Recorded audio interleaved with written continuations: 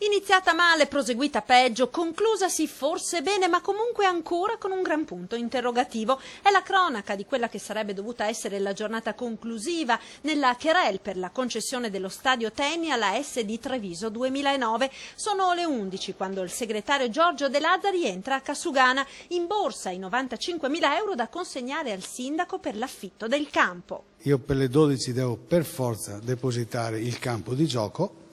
Se non me lo dà, sono stato al Comitato Regionale Veneto, mi hanno detto De Lazzari tornatene pure a casa.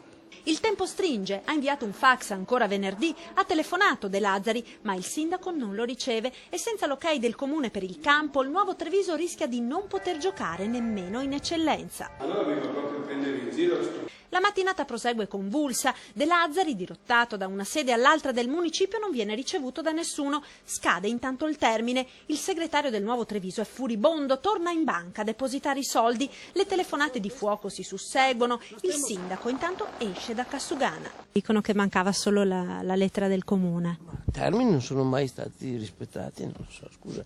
Alle 2 arriva il vicepresidente Walter Frandoli, cerca di mediare, chiama Gobbo e Gentilini. Alla fine si decide di fare il bonifico dei 95.000 euro al comune, anche se il contratto d'affitto del Tenni ancora non c'è. Faremo questo bonifico alla banca della cifra che è stata chiesta dall'amministrazione comunale e vi invieremo poi copia del bonifico al Comitato Regionale del Veneto.